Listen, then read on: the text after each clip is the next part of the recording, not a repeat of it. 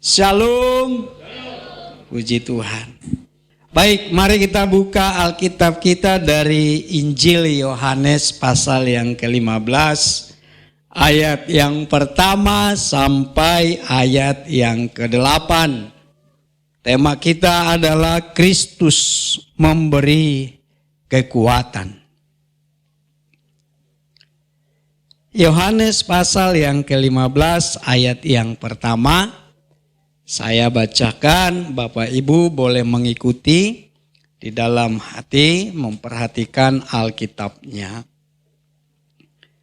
Pokok anggur yang benar.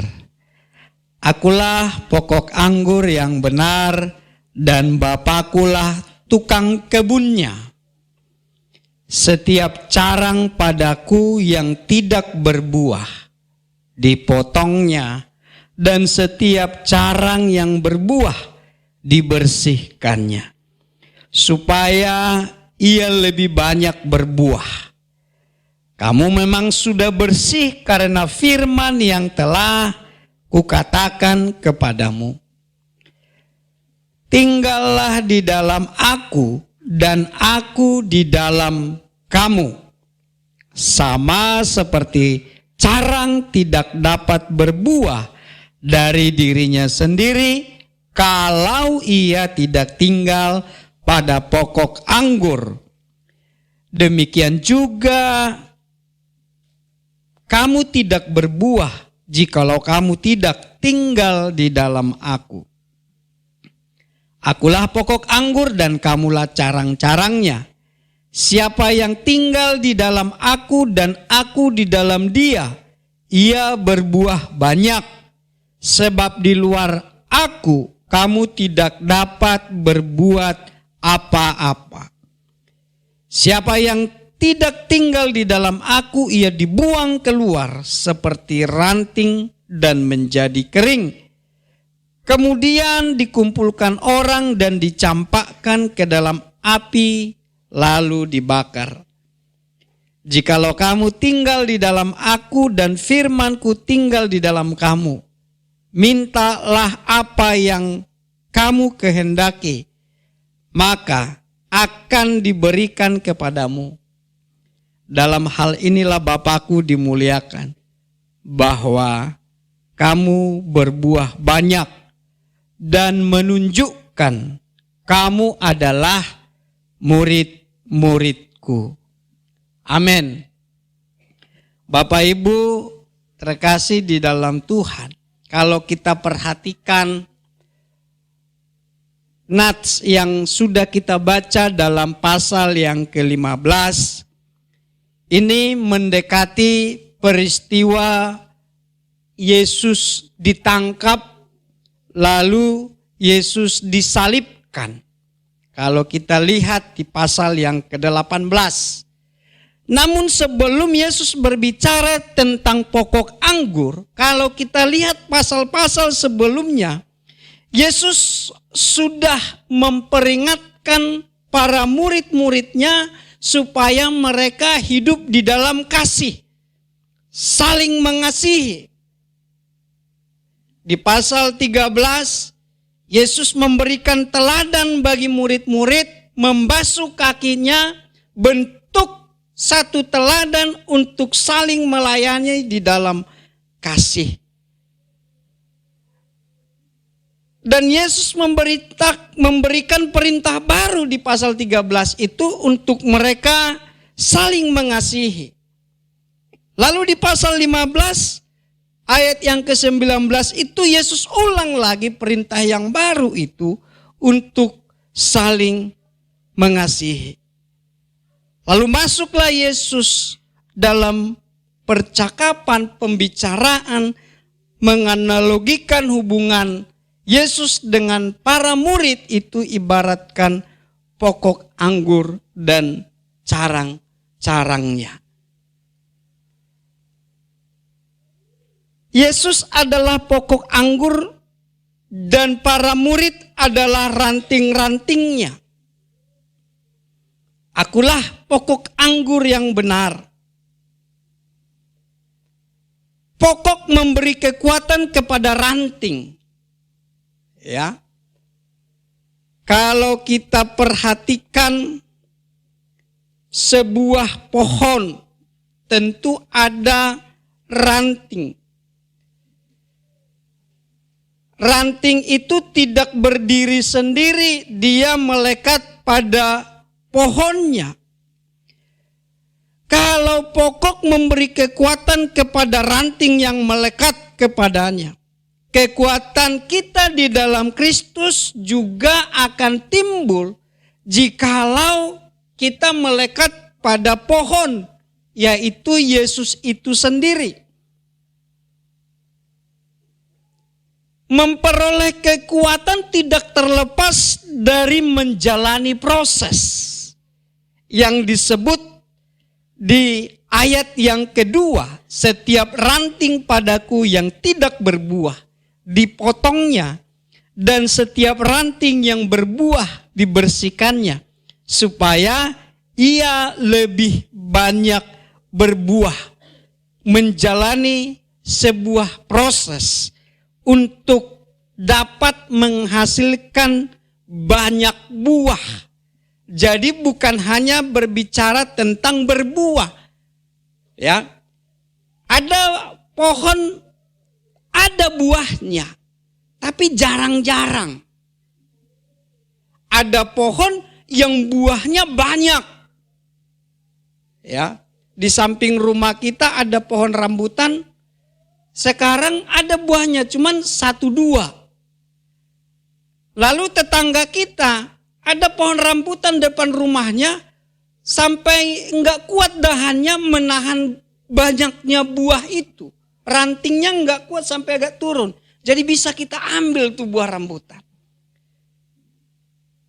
Jadi yang dimaksud di sini bukan hanya sekedar berbuah, tapi berbuah banyak, saudara. Namun harus menjalani proses yang dibersihkan sebagaimana dikatakan di ayat yang kedua. Setiap ranting padaku yang tidak berbuah dipotongnya. Ada banyak orang memahaminya dipotong lalu dibuang. Begitu. Kalau kita lihat di sini, dipotong itu dalam bahasa aslinya itu adalah dibersihkan, diangkat. Pernah lihat orang mencangkok? Ya kan? Mencangkok itu kan dipotong ya. Cuman dia sudah ada akar, lalu dipindahkan. Begitu. Nah, kalau yang saya pelajari pokok anggur itu, karena saya belum pernah lihat di Israel pokok anggur seperti apa kan. Lalu saya coba baca pokok anggur itu, kadang rantingnya itu turun ke bawah. Sehingga tidak dapat sinar matahari. Ya. Tukang kebun itu tidak langsung memotong lalu dibuang. Dia berikan dia kesempatan dipotong, cuman atau diangkat dari situ, dipindahkan ke tempat yang dapat sinar matahari. Sehingga dia bisa lebih banyak berbuah. Tidak lama-lama kalau dibiarkan di situ kan bisa mati. Nah, tukang kebun anggur itu adalah tukang kebun anggur yang dikatakan di situ tadi, Bapakulah tukang kebunnya. Kalau kita lihat bahwa Allah itu adalah Allah yang penuh kasih. Kalau kita lihat di pasal-pasal sebelumnya tadi saya katakan, di pasal yang ke-10, 11, dan 12, para murid-murid itu sudah mulai bergejolak. Di antara mereka ada yang memperebutkan tentang jabatan.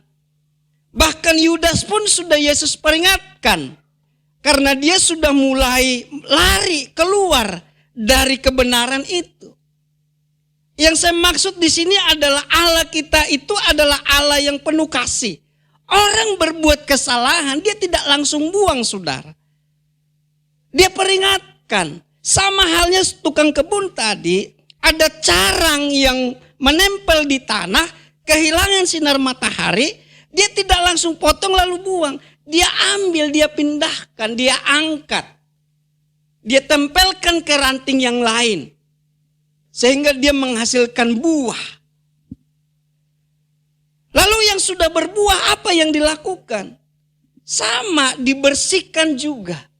Supaya apa? Supaya lebih banyak berbuah.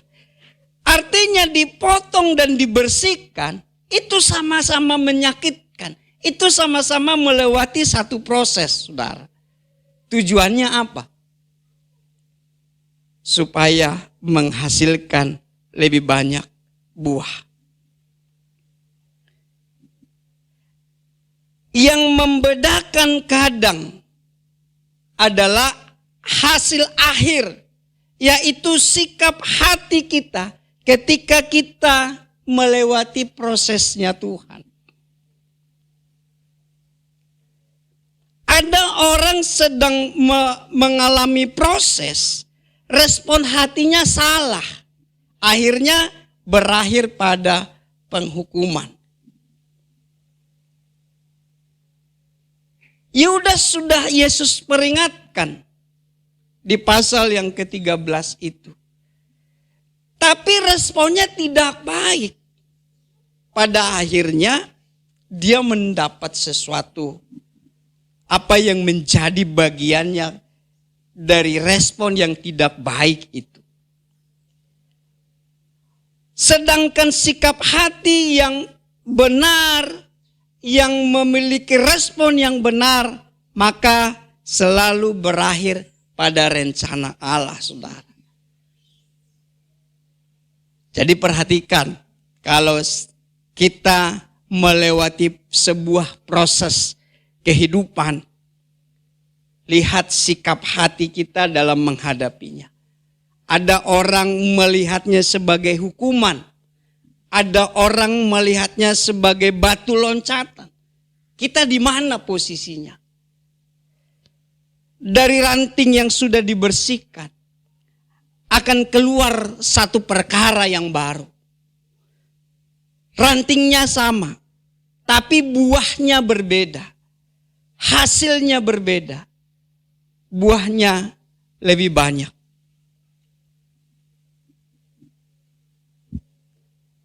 Bapak Ibu Saudara, ada sepotong besi di sini.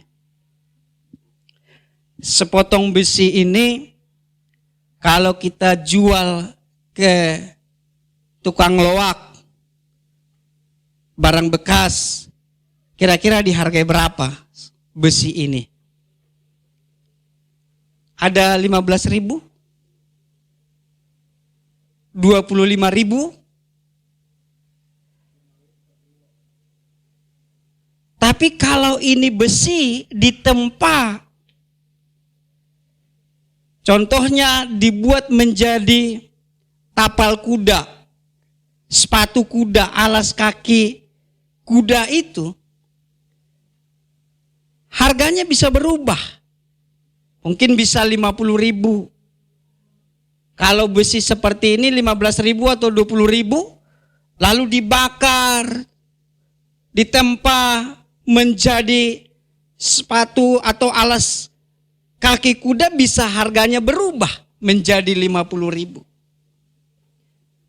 Kalau ini ditempa dan dibentuk menjadi pisau silet, berarti prosesnya akan lebih lama lagi. Dia akan dibakar lagi. Dia akan ditempa, dia akan dipalu, diketok. Harganya bisa berubah. Bisa lebih mahal. Kalau ini ditempa menjadi jarum jam. Jam tangan. Harganya jauh bisa lebih mahal. Yang tadinya harga 25.000, harga 50.000, bisa melonjak. Kalau ditempa menjadi jarum jam, bisa sampai 250.000 bisa. Artinya apa, saudara? Lebih banyak ditempa, lebih banyak dipukul, lebih banyak dibakar, maka nilainya akan semakin tinggi. Betul ya? Itu tadi yang saya bilang, kalau kita lagi dibakar, lagi ditempa, diperhadapkan dengan hal-hal yang tidak baik, respon kita akan menentukan kelak nilai kita. Kalau itu kita lihat sebagai hukuman, maka kita akan menyalahkan banyak orang, termasuk Tuhan. Tapi kalau kita lihat itu sebagai ujian, maka kita akan dibawa mengalami naik level, saudara. Artinya jika hari ini kita sedang mengalami pembentukan, tempaan, dan ujian, itu artinya Tuhan bukan tidak sayang, tapi Tuhan sedang membentuk karakter di dalam diri kita masing-masing. Tuhan bukan hanya saja memberikan hal yang baik bagi kita, tapi kerap Tuhan memakai persoalan, ujian hidup sebagai cara untuk membentuk nilai kehidupan kita, saudara. Masih ingatkah kita tentang Yusuf mengalami pengkhianatan, ketidakadilan? Dia dihukum tanpa melakukan kesalahan. Itu tempaan, pembentukan yang Tuhan izinkan dalam kehidupannya. Kalau dia tidak melewati itu, dia tidak akan bertahan menjadi seorang pembesar di istana Firaun, saudara. Masih ingat kita tentang Daud mengalami tindakan tidak adil dari Raja Saul. Tidak diperhitungkan. Tapi pada akhirnya Raja Daud membawa bangsa Israel pada zaman keemasan. Seluruh bangsa-bangsa sekitarnya tunduk di bawah kuasa Daud. Menjadi seorang raja yang dikagumi, saudara. Tapi melewati pembentukan, tempaan, ujian. Mereka tidak menolak itu. Mereka tidak menyalahkan Tuhan. Yusuf tidak menyalahkan saudara-saudaranya. Tapi dia katakan engkau mereka-rekakan yang jahat. Tapi Tuhan sedang mempersiapkan jalan untuk meraih keberhasilan. Memelihara satu bangsa yang besar. Oleh sebab itu Bapak Ibu Saudara, ketika kita diperhadapkan dengan kesulitan seperti itu, miliki sikap hati yang benar di hadapan Tuhan. Tetap melekat pada pokok anggur itu. Karena dari situlah sumber kekuatan.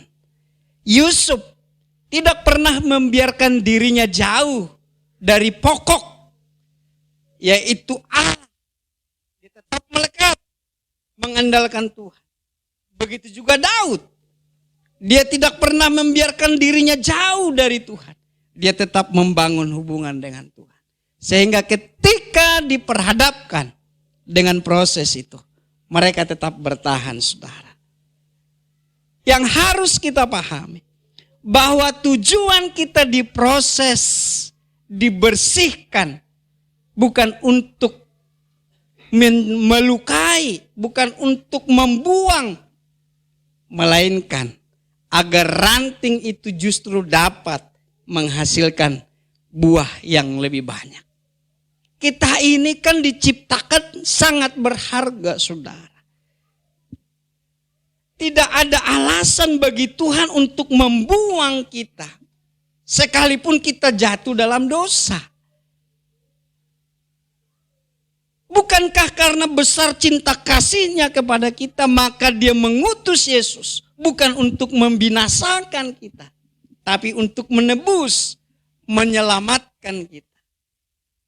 Dari situ kita bisa pahami bahwa ketika kita diperhadapkan dengan proses itu, tujuannya supaya hidup kita lebih bernilai lagi, saudara. Menjadi berkat bagi banyak orang, menghasilkan buah yang lebih banyak dan berkualitas. Kadang memang kotoran dalam kehidupan rohani, pertumbuhan iman kita bisa membebani, melemahkan. Itu sebabnya kita harus memiliki kerelaan hati, sikap hati yang benar ketika kita dibersihkan untuk tetap mendapat kekuatan baru dari Tuhan.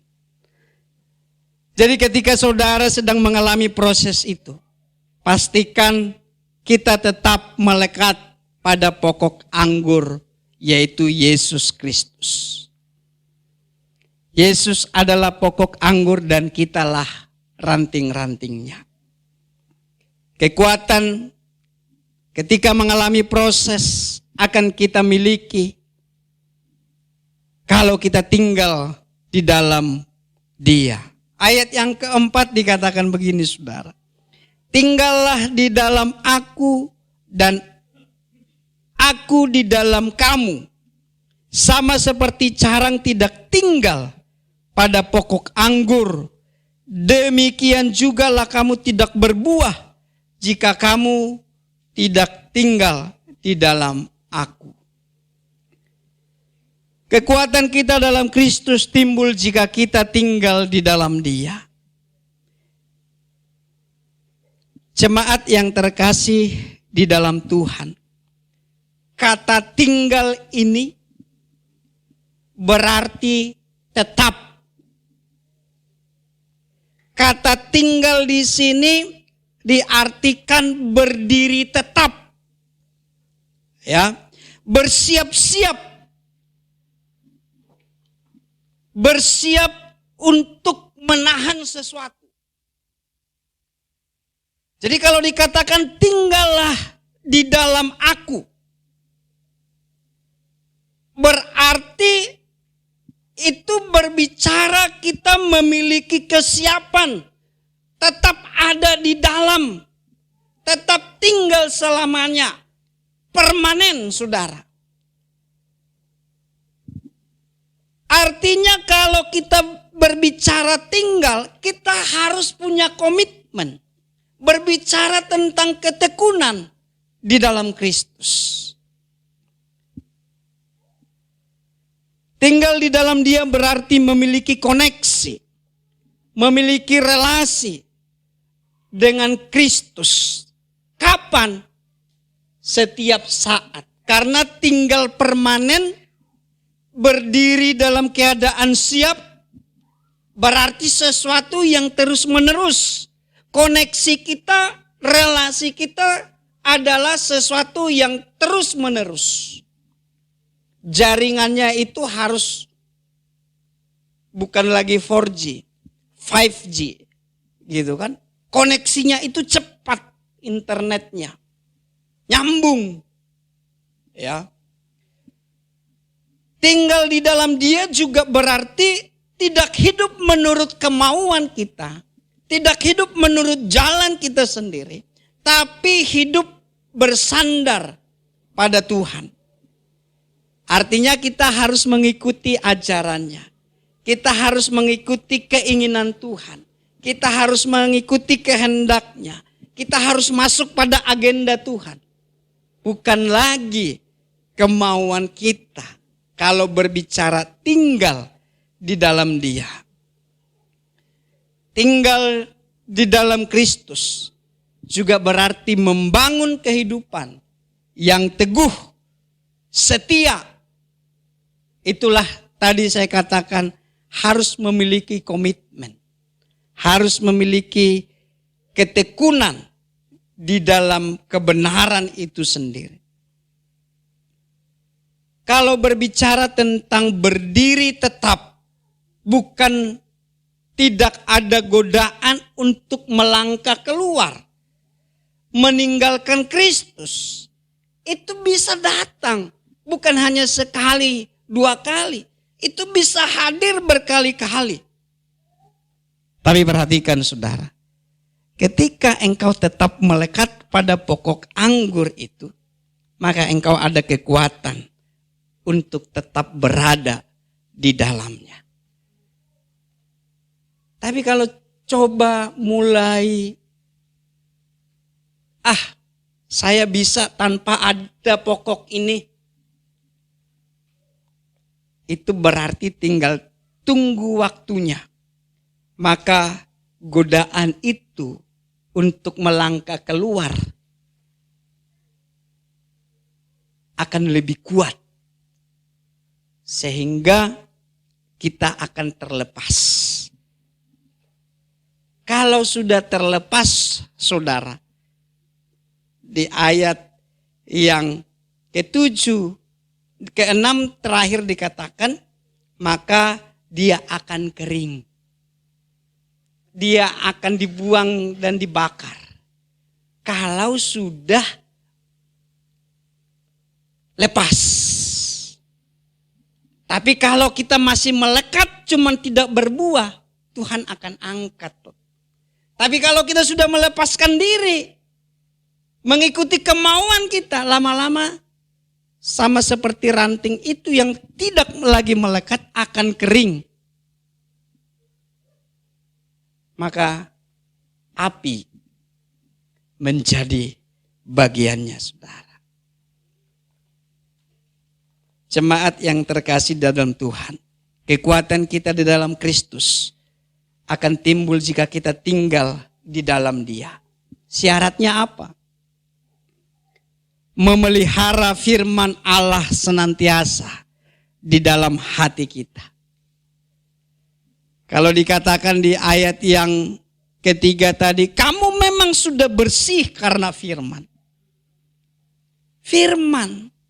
Pelihara firman di dalam hati kita. Itu syarat untuk tinggal dalam Kristus.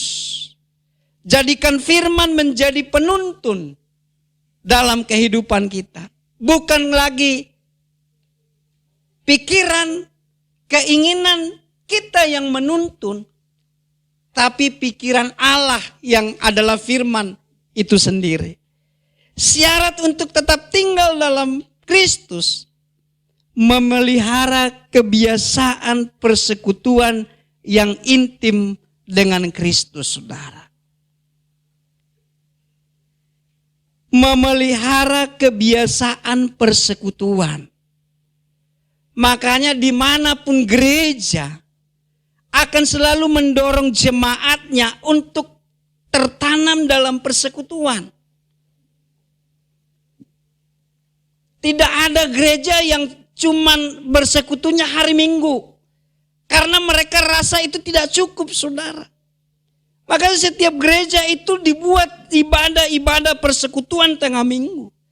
Supaya ada pembiasaan untuk bersekutu dengan Tuhan. Kalau bersama saja tidak bisa bersekutu, mungkinkah sendiri dia akan bersekutu? Makanya banyak gereja bertumbuh karena pembiasaan persekutuan-persekutuan yang mereka lakukan. Syarat untuk tinggal dalam Kristus, menaati perintah-perintahnya. Barang siapa mengasihiku, pasti dia akan menuruti perintahku. Tinggal di dalam kasih Kristus akan membawa kita untuk menaati apa yang menjadi perintah. Syarat untuk tinggal dalam Kristus, memelihara kebersihan hidup melalui firman Allah. Oleh sebab itu jemaat yang terkasih di dalam Tuhan, kita beroleh kekuatan kalau kita tinggal di dalam firman. Lalu yang terakhir adalah bukan hanya saja tinggal di dalam Kristus, tapi Kristus juga tinggal di dalam kita. Ayat yang keempat dan ketujuh dikatakan begini. Tinggallah di dalam aku dan aku di dalam kamu. Ayat yang ke-7, jikalau kamu tinggal di dalam aku dan firmanku tinggal di dalam kamu. Saudara terkasih di dalam Tuhan. Saya coba renungkan bahwa tinggallah di dalam aku dan aku di dalam kamu. Ya. Rudi datang ke rumah saya. Lalu saya bilang, Ruth, tinggal di rumah ini. Lalu saya pergi. Saya tinggal dia di situ. Kira-kira apa yang Rudi lakukan di situ? Dia akan merasa, kok saya dibiarkan? Tidak ada temannya berbicara, dia akan bosan dan lain sebagainya. Tapi kalau saya ada di situ bersama-sama dengan dia ngobrol, suasana akan jauh lebih baik. Makanya Wahyu 3 ayat 20, lihat aku berdiri di muka pintu dan mengetok. Jikalau ada yang mendengar suaraku dan membukakan pintu, aku akan masuk mendapatkan dia. Aku akan makan bersama dengan dia dan dia bersama dengan aku. Artinya ini dua hal yang tidak bisa dipisahkan. Ibaratkan mata uang, saudara. Lembaran yang pertama tidak ada artinya tanpa lembaran yang berikutnya. Jadi artinya bahwa kekristenan itu bukanlah saja hanya sebuah rutinitas. Kalau berbicara tentang tinggal di dalam aku, berarti kita adalah orang-orang yang sudah diselamatkan. Yang sudah menerima Kristus. Kalau ditanya, apakah saudara percaya kepada Yesus? Haleluya, amin. Semua jawab begitu. Itu berbicara tentang tinggal. Tetapi berapa banyak orang dia tinggal di dalamnya, tapi Kristusnya nggak ada di dalam, saudara. Itu berbicara tentang kekristenan yang rutinitas. Tidak ada Allah di dalamnya. Tidak ada firman di dalamnya. Inilah orang-orang yang gampang digoyahkan itu. Kalau Yesus memberikan perumpamaannya, ibaratkan orang membangun rumah di atas pasir dan di atas batu. Begitu datang ombak, maka tergeruslah rumahnya dan roboh habis. Tapi orang yang membangun di atas batu, rumah itu tetap berdiri.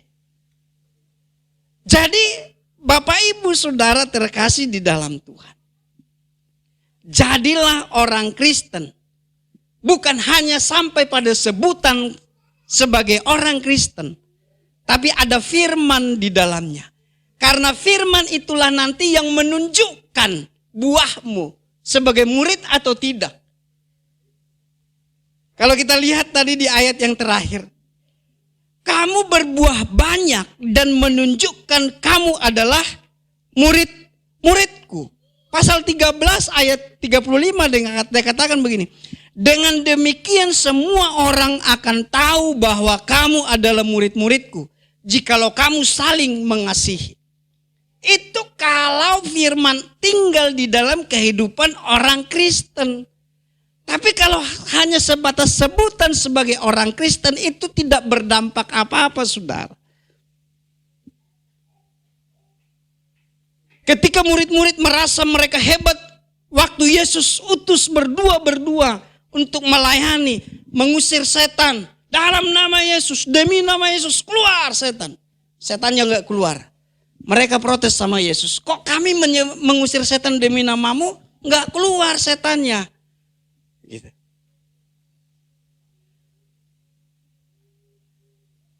Yesus bilang itu bisa dilakukan kalau kamu hidup di dalam persekutuan dengan Tuhan, hidup di dalam doa dan puasa. Artinya ada Kristus, ada firman yang hidup di dalam kita. Bukan hanya sebutan saja. Amin, saudara. Jadi orang Kristen yang hidup firman itu di dalam diri kita.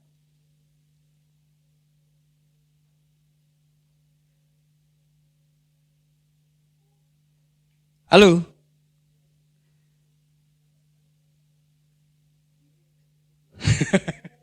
Halo saudara. Wajah Bapak Ibu seperti lagi rapat dengan pemegang saham kelihatannya. Ya. Saya berharap Bapak Ibu dapat poinnya di situ. Ya. Hidup kita akan jauh lebih berdampak kalau firman itu tinggal di dalam diri kita. Kalau firman tinggal dalam diri kita, maka kita akan memiliki respon yang baik terhadap proses kehidupan tersebut. Itulah jalan di dalam menghasilkan buah yang banyak tadi. Tinggal di dalam firman, berkenaan dengan ketaatan saudara. Cabang tidak bersikap pasif. Ia harus mengambil aliran kehidupan dari pokok anggur itu. Firman tinggal di dalam hidup kita. Bukan berarti kehidupan kita vakum, pasif. Harus bergerak. Sebagaimana Paulus katakan dalam materi komsel kita itu, tetaplah kerjakan apa? Keselamatanmu, saudara. Firman itu di dalam ayat yang ketiga dikatakan adalah pembersih. Ya. Itu yang akan membersihkan kehidupan kita. Firman tinggal di dalam kita berarti memberikan keleluasaan terhadap prinsip ajaran firman itu bekerja di dalam kehidupan kita. Aku di dalam kamu. Barang siapa makan dagingku dan minum darahku, ia tinggal di dalam aku dan aku di dalam dia. Itu artinya menyatulah kehidupan kita dengan Kristus. Dan aku di dalam kamu. Kalau kita lihat di dalam 1 Yohanes 2 ayat 24 dikatakan. Dan kamu apa yang telah kamu dengar dari mulanya. Itu harus tetap tinggal di dalam kamu. Jika apa yang telah kamu dengar dari mulanya itu tetap tinggal di dalam kamu, maka kamu akan tetap tinggal di dalam anak dan di dalam Bapa. Ya, telah kamu dengar dari mulanya adalah kebenaran itu sendiri. Firman itu sendiri. Ya. Jika seorang mengasihi aku, ia akan menuruti firmanku. Dan Bapakku akan mengasihi dia dan kami akan datang kepadanya. Dan diam bersama-sama dengan dia. Jadi Bapak Ibu, ciri khas murid dan pengikut Yesus adalah bertahan dan bertekun di dalam ajaran Kristus itu sendiri. Setia menerima firman, meyakini kebenarannya, membiarkan firman itu terbentuk untuk bisa mengubah kehidupan kita. Tinggal di dalam Kristus, berbicara pentingnya kita hidup di dalam kasih dan ketaatan. Akulah pokok anggur yang benar dan kamulah carang-carangnya. Siapa tinggal di dalam aku dan aku di dalam dia, ia berbuah banyak. Mau berbuah banyak saudara, mau menjadi berkat bagi banyak orang, tetap melekat pada pokok anggur yang benar, yaitu Yesus Kristus. Karena di luar Kristus dikatakan bahwa kita tidak dapat berbuat apa-apa. Tidak dapat berbuat apa-apa. Tidak bisa menjadi berkat bagi banyak orang. Orang yang ada di dalam Kristus akan menghasilkan buah. Dan itu menunjukkan bahwa kita adalah pengikut Kristus. Tuhan Yesus memberkati kita. Haleluya.